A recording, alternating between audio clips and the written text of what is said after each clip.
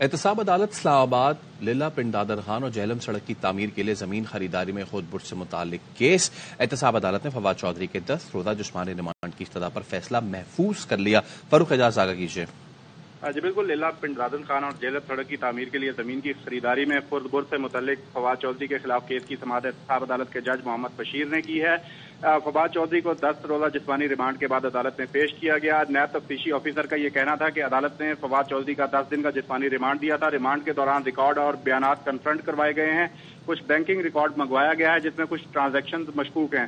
Banking transactions کے حوالے سے فواد چودھری سے تفتیش کرنی ہے۔ فواد چودھری کا عدالت مزید 10 روزہ جسمانی ریمانڈ دے۔ نیب تفتیشی آفیسر کا یہ کہنا تھا کہ 10 دن کا ریمانڈ اگر عدالت دیتی ہے تو انکوائری کو مکمل کر لیا جائے گا۔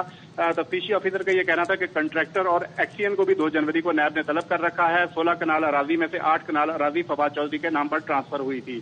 اس کے علاوہ فواد چودھری کی جانب سے عدالت میں یہ بتایا گیا کہ سال سے جو ہے وہ مختلف رویے دیکھ رہے ہیں، مگر نیب کا رویہ ان کے ساتھ درست تھا۔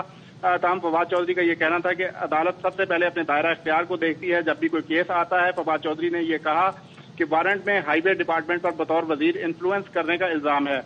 تاہم یہ پروجیکٹ نیشنل ہائی وے کا نہیں بلکہ پی ایس ڈی پی کا تھا۔ فواد چودھری نے یہ عدالت میں کہا کہ اگر منتخب نمائندہ ترقیاتی کام نہیں کرتا تو اس کے منتخب ہونے کا کیا فائدہ ہے۔ فواد چودھری کی جانب سے یہ بھی کہا گیا کہ سڑک کا منصوبہ صوبائی اور وفاقی حکومتوں نے منظور کیا، نیب وفاقی اور صوبائی حکومتوں کے خلاف انکوائری نہیں کھول سکتی۔ تاہم عدالت نے دلائل سننے کے بعد اس وقت فواد چودھری کے مزید 10 روزہ جسمانی ریمانڈ کی استدعا پر فیصلہ محفوظ کر لیا ہے اور احتساب عدالت کے جج محمد بشیر اب سے کچھ دیر میں جسمانی ریمانڈ پر اپنا فیصلہ سنائیں گے۔ بہت شکریہ فاروق اعجاز۔